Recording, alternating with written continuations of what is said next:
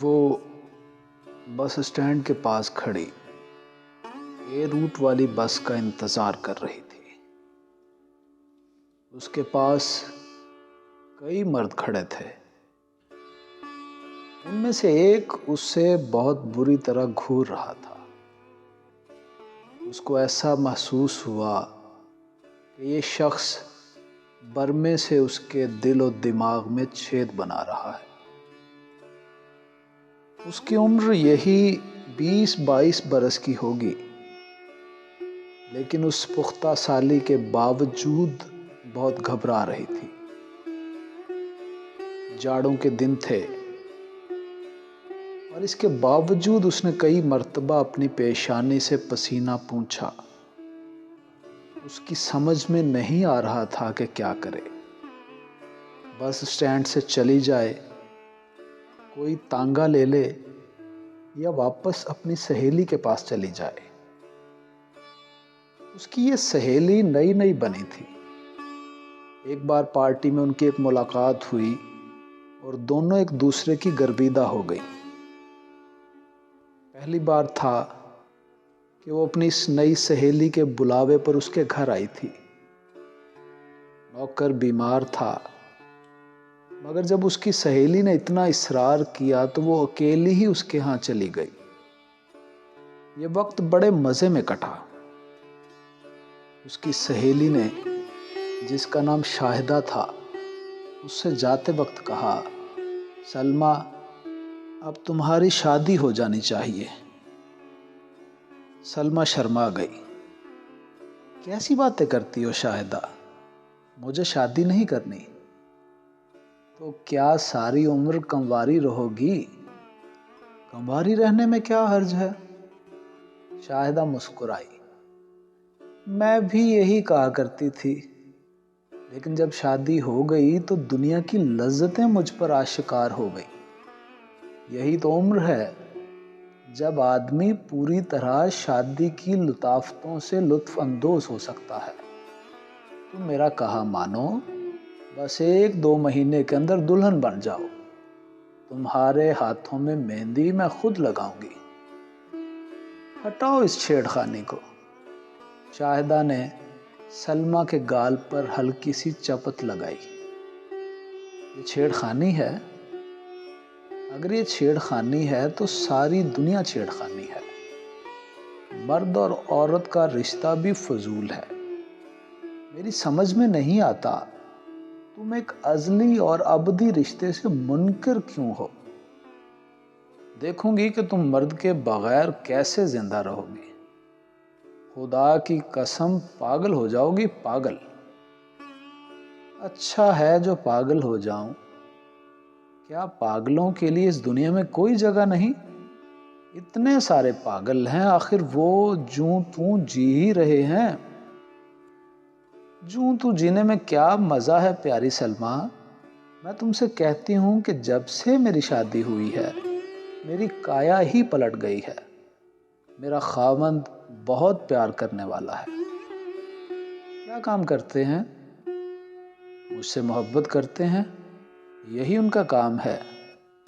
ویسے اللہ کا دیا سب کچھ ہے، میرا ہاتھ انہوں نے کبھی تنگ نہیں ہونے دیا۔ سلمیٰ نے یوں محسوس کیا کہ اس کا دل تنگ ہو گیا ہے۔ شاہدہ، مجھے تنگ نہ کر، مجھے شادی نہیں کرنی ہے۔ مجھے مردوں سے نفرت ہے۔ کیوں؟ بس ہے۔ اب میں تم سے کیا کہوں؟ مردوں سے مجھے نفرت تھی، لیکن جب میری شادی ہوئی اور مجھ سے میرے خاوند نے پیار کیا تو میں نے پہلی مرتبہ جانا کہ مرد عورت کے لیے کتنا لازمی ہے۔ ہوا کرے، مجھے اس کی کوئی ضرورت نہیں۔ شاہدہ ہنسی۔ سلمیٰ، ایک دن تم ضرور اس بات کی قائل ہو جاؤ گی کہ مرد عورت کے لیے لازمی ہے۔ اس کے بغیر وہ ایسی گاڑی ہے جس کے پہیے نہ ہوں۔ میری شادی کو 1 برس ہوا ہے، اس 1 برس میں مجھے جتنی مسرتیں اور راحتیں میرے خاوند نے پہنچائی ہیں بیان نہیں کر سکتی۔ خدا کی قسم وہ فرشتہ ہے، فرشتہ مجھ پر جان چھڑکتا ہے۔ سلمیٰ نے یہ سن کر محسوس کیا کہ جیسے اس کے سر پر فرشتوں کے پر پھڑپھڑا رہے ہیں۔ اس نے سوچنا شروع کیا کہ شاید مرد عورت کے لیے لازمی ہی ہو، لیکن فوراً بعد اس کے دماغ میں خیال آیا کہ اس کی عقل نے اس کا ساتھ نہیں دیا۔ مرد کی ضرورت ہی کیا ہے؟ کیا عورت اس کے بغیر زندہ نہیں رہ سکتی؟ جیسا کہ شاہدہ نے اس کو بتایا تھا کہ اس کا شوہر بہت پیار کرنے والا ہے، بہت محبت کرتا ہے، لیکن اسے ثابت تو نہیں ہوتا کہ وہ شاہدہ کے لیے لازمی تھا۔ سلمیٰ حسین تھی، ابھرا ابھرا جوبن، بھرے بھرے ہاتھ پاؤں، کشادہ پیشانی، گھٹنوں تک لمبے بال، ستواں ناک اور اس پر ایک تل۔ جب وہ اپنی سہیلی سے اجازت مانگ کر غسل خانے میں گئی تو اس نے آئینے میں بڑے غور سے دیکھا تو اسے بڑی الجھن محسوس ہوئی۔ جب اس نے سوچا کہ آخر یہ جسم، یہ حسن، یہ ابھار کس لیے ہیں؟ قدرت کی ساری کاریگری اکارت جا رہی ہے۔ گندم پیدا ہوتی ہے تو آدمی اس سے اپنا پیٹ پالتے ہیں۔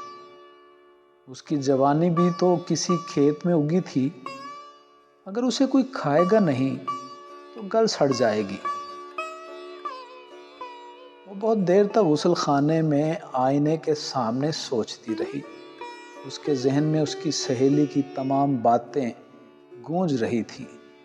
مرد عورت کے لیے بہت ضروری ہے، اس کا خاوند اس سے بہت پیار کرتا ہے، وہ فرشتہ ہے۔ سلمیٰ نے ایک لمحے کے لیے یہ محسوس کیا کہ اس کی شلوار اور اس کا دوپٹہ فرشتوں کے پر بن گئے ہیں۔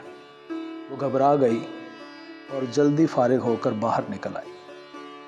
باہر برآمدے میں مکھیاں بن بنا رہی تھیں۔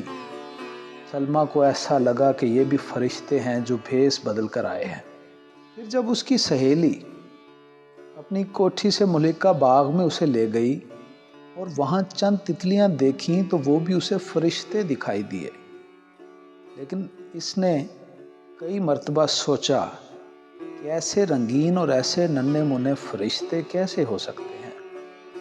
اسے بہت دیر تک فرشتے ہی فرشتے دکھائی دیتے رہے جو اس کے قریب آتے، اس سے پیار کرتے، اس کا منہ چومتے، اس کے سینے پر ہاتھ پھیرتے، جس سے اس کو بڑی راحت ملتی۔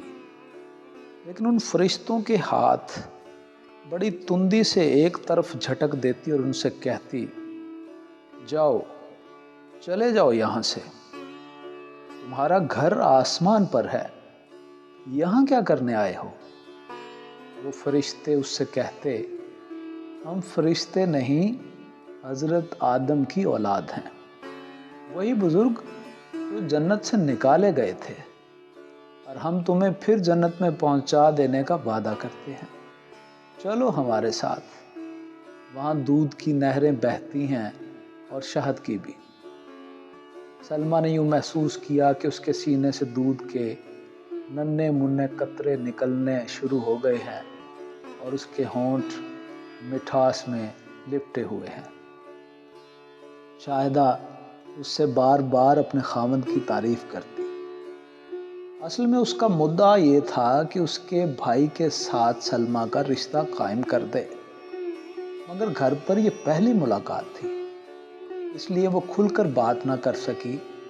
بہرحال اس نے اشاروں کنایوں میں سلمیٰ پر واضح کر دیا تھا کہ اس کا خاوند بہت شریف اور محبت کرنے والا آدمی ہے، اس کا بھائی بھی اس سے کہیں زیادہ شریف النفس ہے۔ سلمیٰ نے یہ اشارہ نہ سمجھا، اس لیے کہ وہ بہت سادہ لو تھی۔ اس نے صرف اتنا کہہ دیا کہ آج کے زمانے میں شریف آدمیوں کا ملنا محال ہے، تم خوش قسمت ہو کہ تمہیں ایسا خاندان مل گیا جہاں ہر آدمی نیک اور شریف ہے۔ افسوس ہے کہ اس وقت میرے خاوند گھر پر موجود نہیں، ورنہ میں تم سے انہیں ضرور ملاتی۔ کبھی پھر صحیح، کیا کام کرتے ہیں؟ ہائے، انہیں کام کرنے کی کیا ضرورت ہے؟ لاکھوں روپے کی جائیداد ہے، مکانوں اور دکانوں کا کرایہ ہی ہر مہینے 2000 کے قریب وصول ہو جاتا ہے۔ اس کے علاوہ ماشاءاللہ زمینیں ہیں، وہاں کی آمدن الگ ہے، اناج کی کوئی دقت نہیں، منو گندم گھر میں پڑا رہتا ہے، چاول بھی، ہر قسم کی ترکاری بھی ہر وقت میسر ہوتی ہے۔ اللہ کا فضل و کرم ہے۔ ان کا چھوٹا بھائی جو آج کل لندن میں ہے، زراعت کے متعلق جانے کیا سیکھ رہا ہے، 1 مہینے تک واپس آ رہا ہے۔ وہ اپنے بڑے بھائی کے مقابلے میں زیادہ خوبصورت ہے، تم اسے دیکھو گی تو۔ سلمیٰ نے گھبرائے ہوئے لہجے میں کہا، ہاں ہاں، جب وہ آئیں گے تو ان سے ملنے کا اتفاق ہو جائے گا۔ شاہدہ نے کہا، بڑا شریف لڑکا ہے، بالکل اپنے بھائی کے مانند۔ جی ہاں، ضرور ہوگا، آخر شریف لڑکا ہے، آخر شریف خاندان سے تعلق ہے، وہ بس آنے ہی والا ہے۔ تم مجھے اپنی تصویر دے دو۔ کیا کرو گی؟ بس شہد لگا کر چاٹا کروں گی۔ یہ کہہ کر شاہدہ نے سلمیٰ کا منہ چوم لیا اور پھر اپنے خاوند کی تعریفیں شروع کر دیں۔ سلمیٰ تنگ آ گئی۔ اس نے تھوڑی دیر کے بعد کوئی بہانہ بنا کر رخصت چاہی اور بس اسٹینڈ پر پہنچ گئی، جہاں اسے اے روٹ کی بس پکڑنا تھی۔ وہ جب وہاں پہنچی تو ایک مرد نے اسے بہت بری نگاہوں سے گھورنا شروع کر دیا۔ وہ پریشان ہو گئی۔ وہ آدمی بھی اسی بس میں داخل ہو گیا۔ اس کی پریشانی اور زیادہ بڑھ گئی۔ اتفاق ایسا ہوا کہ بس کے انجن میں کوئی خرابی پیدا ہو گئی، جس کے باعث اسے رکنا پڑا۔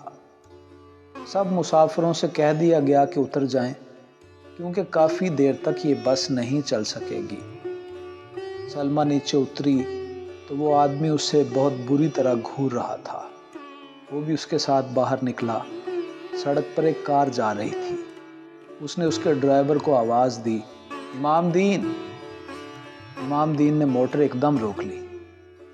اس آدمی نے سلمیٰ کا ہاتھ پکڑا اور اس سے کہا، چلیے، یہ میری کار ہے، جہاں بھی آپ جانا چاہتی ہیں آپ کو چھوڑ آؤں گا۔ سلمیٰ انکار نہ کر سکی، موٹر میں بیٹھ گئی۔